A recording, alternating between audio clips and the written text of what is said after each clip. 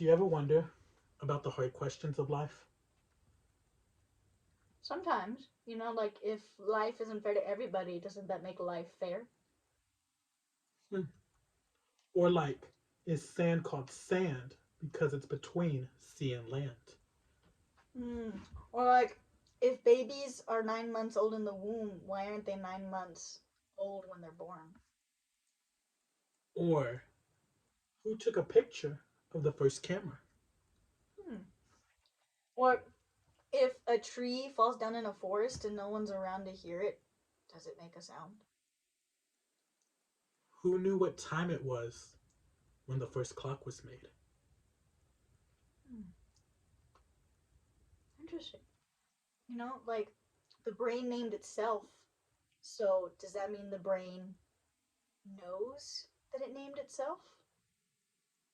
If a word is misspelled in the dictionary, how would we know?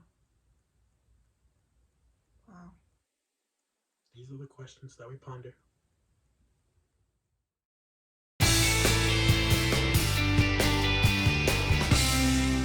Hey guys, welcome back. It's Andrew again. And Lourdes, and questions. we're here to answer some questions. The tough questions. The tough questions. And I guess the question for today is, how do we know God exists?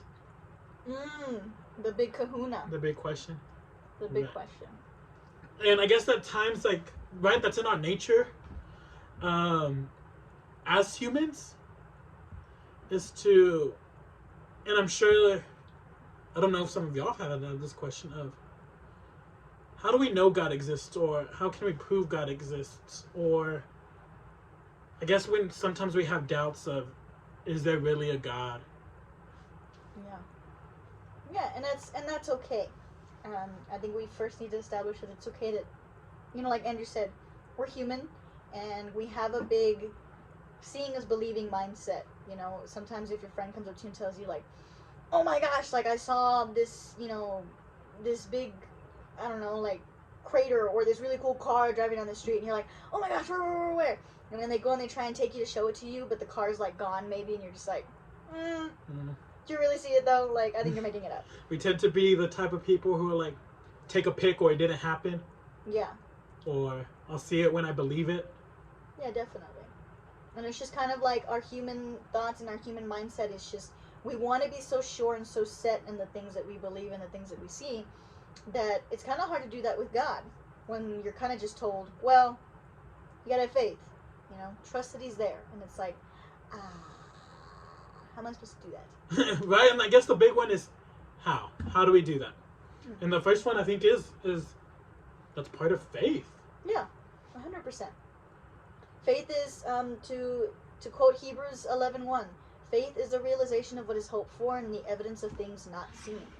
You know, so when we hold on to our faith, it isn't like a safety net or like just something that we try to fall back on when people question us and ask us like, oh, how do you know God is really there? And it's like, well, I have faith. And it's not meant to be like a back burner answer. It's supposed to be something real. Just as much as I have faith and that I have trust that Andrew will be there at 3 a.m. when I need someone to talk to, and if I call him, I have faith and I have trust that he's going to answer me. It's that same mindset we want to have with God. It isn't a backup idea. It's my firm belief that He's there for me. Right. So So that's gonna be the question that we explored in today's lesson, and how we have some of the smartest saints in the world to help us believe that. Because why? Saints were some scientists too. they were. So, but yeah, have y'all ever? I guess the what would it be? I've seen that movie, and I know it's gonna sound dumb because y'all like keep going off of a movie, but the movie does a really good job. But like that movie, God's Not Dead, um, where he's also having to prove the existence of God. And whenever we look at it, I think the best way to look at it is not through science, but through ideas and ways that we can actually prove that That it goes it beyond goes something beyond human. something that's more than us. Yeah, Right. So, Saint Thomas Aquinas, one of, Woot woot. I think he's a doctor of the church. Yes. Oh, he is a doctor of the church. Wow, look at me. Yes. Smart. He gives us the 5 proofs on ways that we know there is God. There is a God. Mhm. And he's our God and he loves us. So, we don't put God on the same level as we put everything else, right? Like, we can't put God on the same level as everything else. Like, one, he's not air, he's not water, he's not other things you can't see. He's not part of our material world. He goes beyond that. He is something because he is the creator of the universe. He is the creator of the material things that we see in this world. Thomas Aquinas gives us a look at how we can look past our material things in this world and find God. Right. And I think a good example would be like whenever we look at, to put it an example of things from our world. Mm-hmm. When I say, well, what is love? Mm-hmm. There's no way to really measure love, right? Like you can say, I love something very much or I love it a lot. Same thing with beauty. Beauty. There's like no measure of beauty. Justice, truth. All these things is they're not physically here, but we recognize them, right? And I think Thomas Aquinas does a good job. And I don't want y'all to think like, oh gosh, like this is a lot, because it all comes back to knowing that we believe in this faith and that belief. So Thomas Aquinas decided to be like, okay, let me put it down for y'all. Let me break it down a little bit so that way we can have proof. And he brings up these 5 proofs, and I'll list the proofs inside the additional resources. So if you want to check it out, then you're able to. But one of the first proofs he has is his proof of motion, and he says that if something is moving, something put it into movement. Right, and it just goes along with the stuff that y'all learn in science, right? Like for every action, there's an opposite reaction. I think Newton did that one. But Thomas Aquinas started off with something put something into motion. So if I was to move this book, like, and I was to slide it, I put it into motion, and we believe that it was in motion because one, we saw it in motion, and if we saw it move from point A to point B, something set it into motion. Right. Make sense? Hopefully. So there's always a start and there's always a finish. Right? So if I was to move something from point A to point B is that finish spot. And point A is that starting spot. Example. We got it. Okay. We got it. Have y'all ever been in a car and y'all are parked at a train? Hopefully you're not parked at a train, but like parked where there's a train crossing, right? And say we moved up to that car like midpoint, right? Like the carts are already going and we don't see the beginning of the train, but we're looking down and it's a long train and we don't really see the end, right? But from what we know that there's an engine that's pulling everything, and all these carts are following, being pulled by the cart in front of them. And eventually, we will see this last cart. Make sense? So it's kind of like, if we put that idea to the Big Bang Theory, right? Because I think that's something that we should also make note, is that science and God go hand in hand, right? That's what the Catholic Church teaches, is that there's science and there is God, but they go hand in hand. They're not two separate things. And when we look at that, scientists believe that an atom hit another atom, and that's what caused our Earth to become Earth. Yeah. And I guess that question is someone had to move that atom. Right. Like, I mean, obviously as human beings, like, things don't just happen. We have an explanation for everything. And try as we might, like we can try and explain God as hard as we can in our own human sense. The best way we can engage is in a philosophical proof. And which is why we have saints like Thomas Aquinas and Augustine and other doctors of the church who took those steps and were like, yeah, like let's talk about that in philosophy. Let's go beyond science. Let's go beyond what our material world can show us and prove to us. That there's an intrinsic nature in us to believe that there's something more out there. So like Andrew said, the church can, the church um, doesn't um, doesn't put aside the idea of the Big Bang Theory as to how that's how the world began.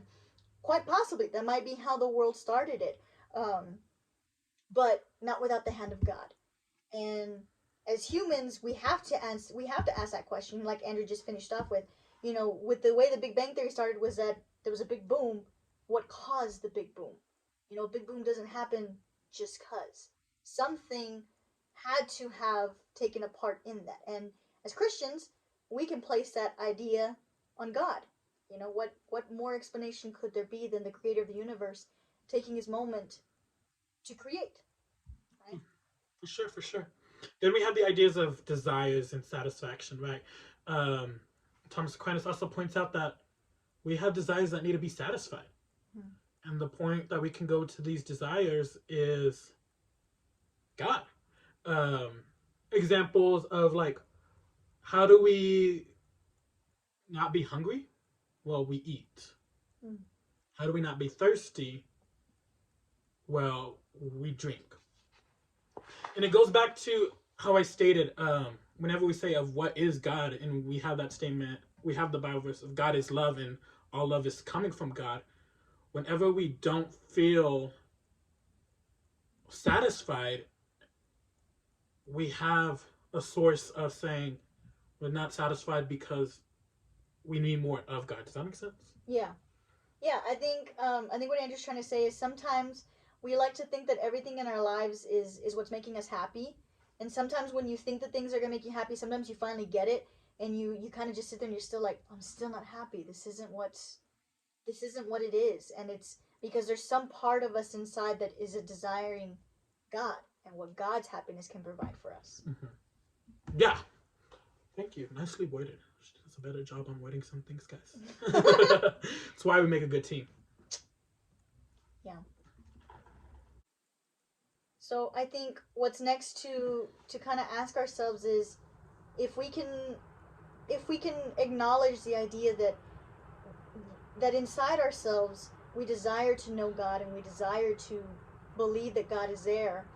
Um, what is the next step in that? And I think the next question is asking ourselves, well, what do we know about God, right? So understanding God, understanding that um, the qualities we see in each other must come from something bigger than us, right? Like where does kindness come from? What causes us to be nice to each other? What purpose do I have in being nice to somebody? What purpose do I have in falling in love with somebody? What purpose do I have in making friends? Or all these good things that we have in life. Where does that come from? What is the purpose of that? And that comes from asking ourselves, well, obviously those come from God. God desires a relationship with me. And in doing so, I build relationships with the people around me. I build relationships with my friends, with my family. All these great things that I have in my life stem from what God desires to have with me. Right? Mm-hmm. So that's the next part that I think we ask ourselves and take into consideration when we wonder, like, is God really there? Right. We'll look at the things around you. Mm-hmm. And then I think it also invites us to the invitation that God puts out for us of saying, I love you so much, and here's my love, Mm-hmm. that he sent his son, and we have an example to live by. Mm-hmm. All God wants from us is his love. And I think it goes great with today's readings of, again, loving God with all your heart and all your soul and all your mind, and loving your neighbor the same way. That is how we show that God is real. Yeah. That is how we have evidence that there's God out there. Yeah. Completely fulfilling what we were created for. Mm-hmm. When you finally understand what you're created for, which is to love God the Father, we attain everything we could ever hope for in life, which is our true desires being fulfilled, our true all these questions that we might have about this or that, they're answered. Everything is completely put into place when we really fully understand what we're created for, and that was to know God and to love Him and to be loved by Him. To have a relationship with Him. To have a relationship with Him. And I think what's really cool about this is that, like Andrew says, it's an invitation, right? Because God would never force you and me to love Him. God would never force you and me to believe in Him or to have a relationship with Him. Because if that was what He wanted us for, He would have created us like robots. Robots that are already programmed to know what they are supposed to do, and they do it. And that strips free will away from us. And God doesn't want that. No. God wouldn't create us with the idea of just, I just want a whole bunch of puppets, that I created for my own entertainment to love me, and worship me. No, He created us because He's like, I desire to have this beautiful, intimate relationship with this beautiful creation that I have made in my image and likeness, and I want them to desire that exact same thing with me. He pours out all His love in us, so that way, in return, He hopes we pour all our love into Him. Yeah. So whenever you're sitting there and you're wondering, is God real? Is there really a God out there? Remember these small little questions that we have for you. Remember that, is truth real? Is beauty real? Is love real? And we answer those questions in return by saying, yes, they are real. They are real because we intrinsically know what is right and what is good. Obviously it's a worldwide understanding that killing somebody is wrong. Is wrong. Right? And nobody had to sit there and say, killing somebody is wrong. Like, we knew, we see it happen, or you hear about it happening, and it's intrinsically knowing, and you're like, that's wrong. That shouldn't be something we allow. The same thing that we have in questions to everything else when we wonder about God. Wonder about kindness. It's like, well, is kindness real? Of course it's real. There's something in me that's telling me it's real, and that's God, who's giving us all of His kindness in return. So, next time you have one of those hard questions, dive past the science and really look into your faith. Look into your faith, yeah. And what we believe in. Yeah. Living that out. And the evidence of things not seen. Right. Because just because you've never seen $1 million in cash doesn't mean it doesn't exist. If you have, throw some my way. Yeah, same.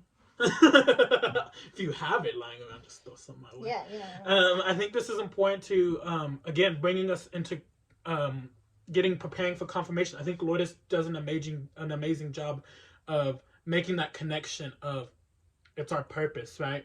Mm-hmm. Like, we aren't truly happy until we find our purpose and following that purpose.